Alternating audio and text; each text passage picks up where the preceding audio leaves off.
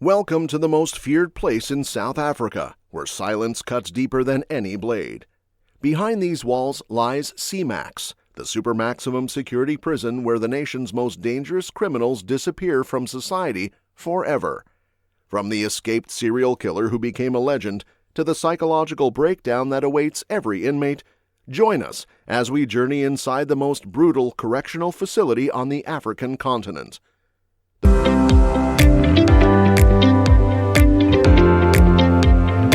The Fortress of No Return. Step into the Kagosi Mampuru Correctional Center in Pretoria, and you'll find yourself facing the most secure prison in Africa. Built within the walls of this sprawling complex sits Semax, a facility that makes Alcatraz look like summer camp. The moment you approach the entrance, the atmosphere changes completely. Armed guards watch your every move, while multiple security checkpoints ensure that nothing and nobody gets through without permission.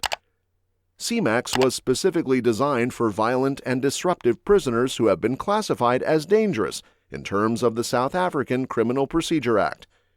This isn't your typical prison where inmates work in kitchens or attend group therapy sessions. Every single person locked behind these doors represents the absolute worst that society has to offer. We're talking about serial killers, gang leaders, terrorists, and escape artists who have exhausted every other option.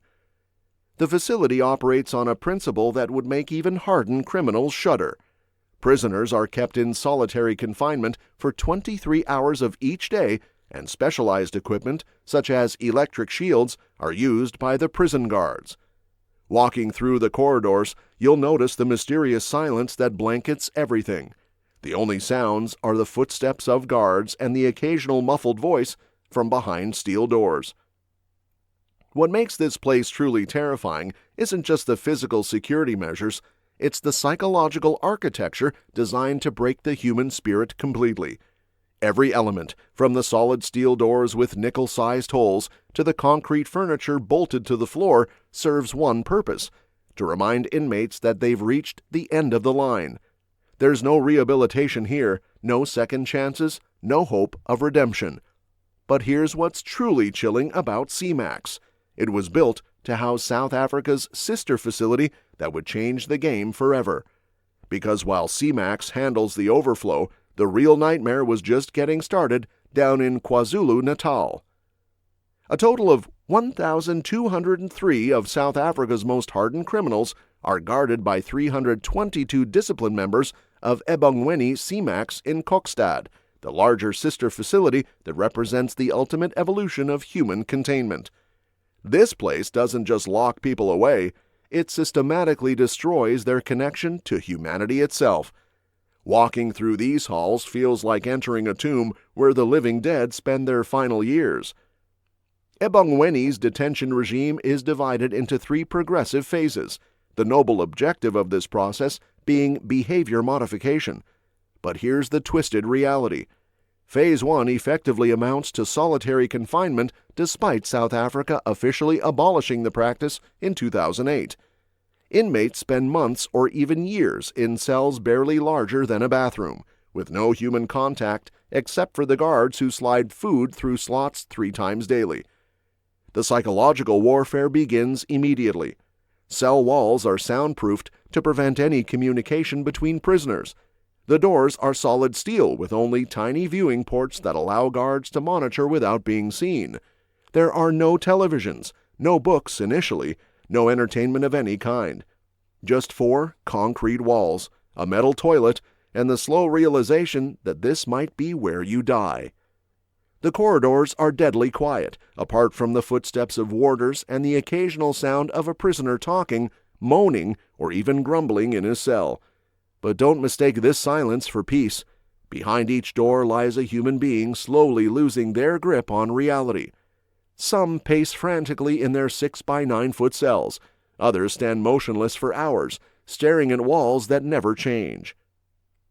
The daily routine is crushingly monotonous. Wake up to fluorescent lights that never fully dim, eat processed food that tastes like cardboard, exercise alone in a concrete cage barely large enough to take 10 steps. Then return to your cell for another 23 hours of nothingness. But even this mechanical existence couldn't prepare anyone for what happened next. The man who escaped the unescapable.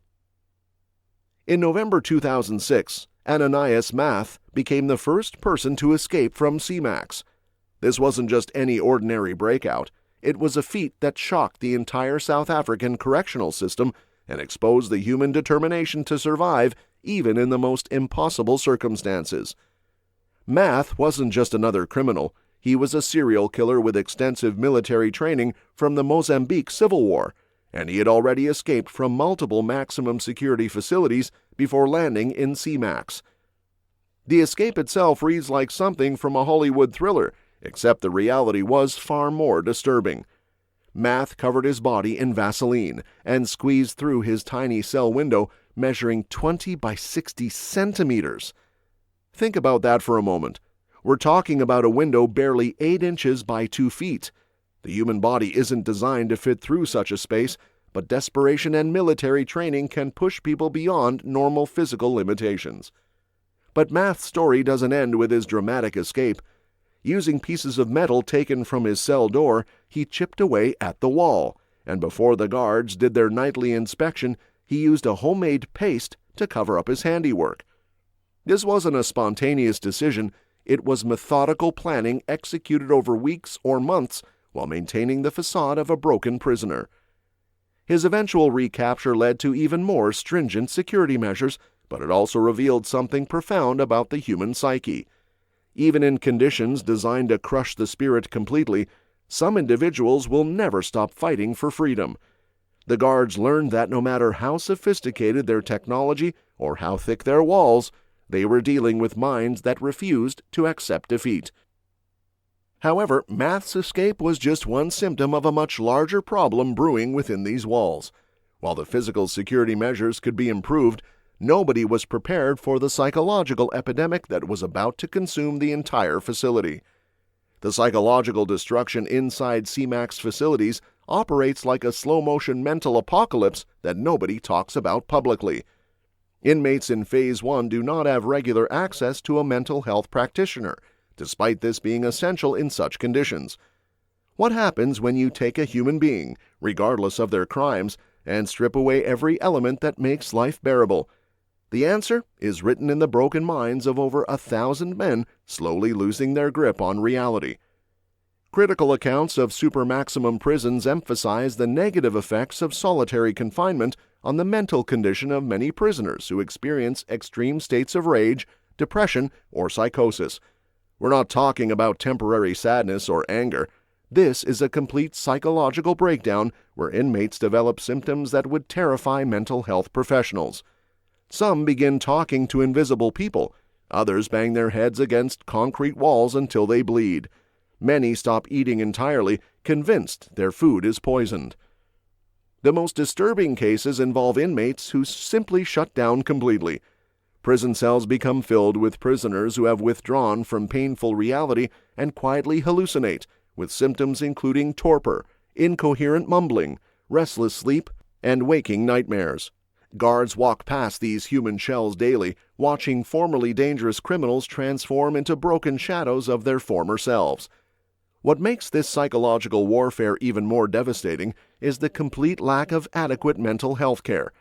In 2007, 6 psychologist posts were allocated to the prison for 257 inmates, but no position was filled. Today, with 900 inmates, the prison has 1 psychologist post. 1 mental health professional for nearly 1,000 men experiencing extreme psychological distress in solitary confinement. The cruel irony is undeniable. These facilities were designed to protect society from dangerous individuals, but they're creating something far worse: human beings so psychologically damaged that their eventual release poses an entirely different kind of threat to public safety. The real horror of Semax isn't just what it does to prisoners, it's what it says about society's willingness to abandon humanity in the name of justice. South Africa needed a way to handle violent offenders, but decades and millions in taxpayer money have produced facilities that feel more like psychological torture chambers than correctional institutions. The world has noticed, and the verdict is grim. Conditions at Semax and Ebangweni violate both South Africa's own Correctional Services Act and international treaties, including the UN's Nelson Mandela Rules. Naming such facilities after a man who fought for dignity while denying that dignity inside is a bitter irony. The damage reaches beyond the walls. Released parents, dependent on institutional routines, often cannot guide their children or make independent decisions. Society isn't just locking away criminals, it's releasing damaged people who return with deeper problems. Worse, there's little proof that solitary confinement makes prisons safer. These institutions stand on a foundation without scientific support, monuments to suffering built on failed policies. The haunting question remains, in punishing the worst, have we become something worse ourselves? In those silent corridors, broken minds count the days until madness is all they have left. So how far is too far for punishment? Share your stance below, like this video if it made you think, and subscribe for more harsh realities.